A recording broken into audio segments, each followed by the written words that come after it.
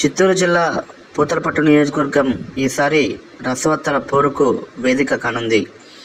వైఎస్ఆర్సీపీ నుంచి ముత్తిరేవుల సునీల్ కుమార్ పోటీ చేయనున్నారు. గతంలో 2014 ఎన్నికల్లో ఎమ్మెల్యేగా వైఎస్ఆర్సీపీ నుంచి గెలుపొంది ఇక్కడ 5 సంవత్సరాల పాటు ఎమ్మెల్యేగా కొనసాగారు.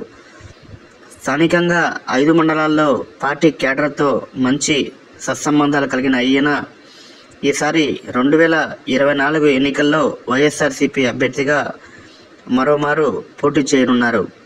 దీంతో క్షేత్రస్థాయిలో పార్టీ కేడర్ పూర్తిగా తనకు అనుకూలంగా ఉందని, ఈసారి కార్యకర్తల్లో నూతన ఉత్సాహం నింపి గెలుపును సాధించే విధంగా తాను ముందుకు వెళ్తానని ముత్తిరేవుల సునీల్ కుమార్ తెలియజేస్తున్నారు. అలాగే తెలుగుదేశం పార్టీ తరఫున గొడుగుచింతకు చెందిన డాక్టర్ కలికిరి మురళీమోహన్ను తెలుగుదేశం పార్టీ అధిష్టానం నియమించింది.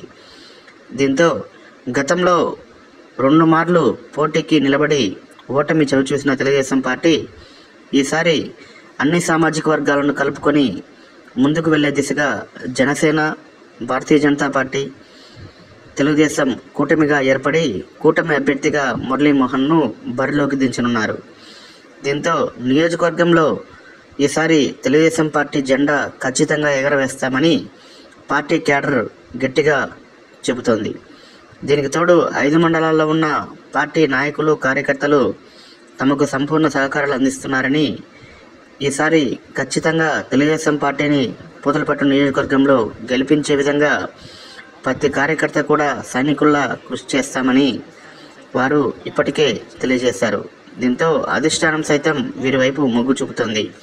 మరోవైపు కాంగ్రెస్ పార్టీ అభ్యర్థిగా గతంలో వైఎస్ఆర్సీపీ ఎమ్మెల్యేగా 2019 నుంచి కొనసాగిన ఎంఎస్ బాబు కాంగ్రెస్ పార్టీ నుంచి పోటీ చేయనున్నారు.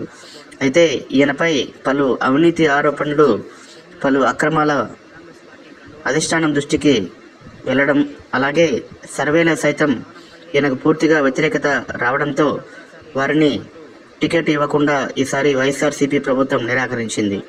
దీంతో ఆయన పెద్దిరెడ్డి రామచంద్రారెడ్డి, వైఎస్ జగన్మోహన్ రెడ్డి గారులపైన గట్టిగా తమ తిరుగుబావుట ఎగరవేసి వారిని ఒకానొక దశలో కాణిపాకం దేవస్థానానికి ప్రమాణం చేసేందుకు సైతం రావాల్సిందిగా సవాల్ విసిరి ఆ పార్టీ నుంచి బయటకు వచ్చారు. దీంతో ఎటూ పాలుపులని ఆయన బెంగళూరు నగరంలోని ఒక ప్రముఖ రాజకీయవేత్తతో సహకారంతో కాంగ్రెస్ పార్టీలో చేరారని స్థానికంగా గుసగుసలు వినిపిస్తున్నాయి. అయితే ఆయన అవినీతి ఆరోపణలపైన పలు విమర్శలు వ్యక్తమవుతున్నాయి. అంటే మీ ఉద్దేశం గుడ్డప్పులు తినేసే కదా, ఇంకా అంతే గుడ్డప్పులు అన్ని తిన్నారు.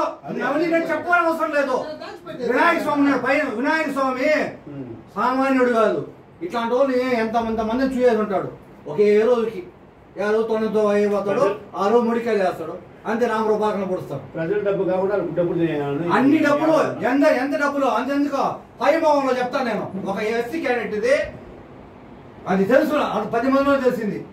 ఇది పోస్టింగ్ తీస్తా అని చెప్పి డబ్బు తీసుకునేసి వాడు నడి రోడ్లో గడపడ ప్రోగ్రామ్ పోతే ఏం చెప్పి అడిగాడు తెలిసిన, మర్యాద కారు నిలబడేసి మర్యాద డబ్బు కడేసి బయట పోరా అన్నాడు. నువ్వు ఒక ఎమ్మెల్యే స్థాయి నాయకుడు, ఆ స్థాయిలో నీకు అదే గౌరవము. నాకు సంబంధం లేదు అవుట్ పోస్ట్ ఉద్యోగానికి, దాన్ని నాకు సంబంధం లేదు. కరీం మేడం అన్నాడు. కరీం ఏమంటాడు నాకు తెలుసు, ఎమ్మెల్యే తీసుకున్నాడు. ఎవడు దొంగలేదు నీకు. కళావతి తీసుకుని ఇది కాకుండా ఇట్లా చాలా ఉన్నాయి. ఇది కాకుండా సబ్ స్టేషన్ ఆపరేటర్ పోస్టులు ఉన్నాయి. దీనికి 4 లక్షలు ఒకరంట, 8 అని ఒకరంట, ఇదంతా తినేస్తున్నాడు. ఎవరికి ఉద్యోగాలు లేదు. ఒక 2 కోట్ల పైన వసూలు అయితే నాకు తెలిసి 2 కోట్లు. మళ్ళా ఇంకో విషయం, కాణిపాకలో ఇంకో విషయం అంటే టెండర్ల విషయంలో ఎన్ని గోలుమాలు జరుగుతున్నాయి, ఎన్ని గోలుమాలు జరుగుతున్నాయి. వైఎస్ఆర్ పార్టీ కానీ ఎవరికి ఏమీ లేదు. ఆడ పార్టీ లేదు. సూట్ కేసులో ఈ టీడీపీ దొంగ రాజకీయాలు వచ్చారు. వాళ్ళ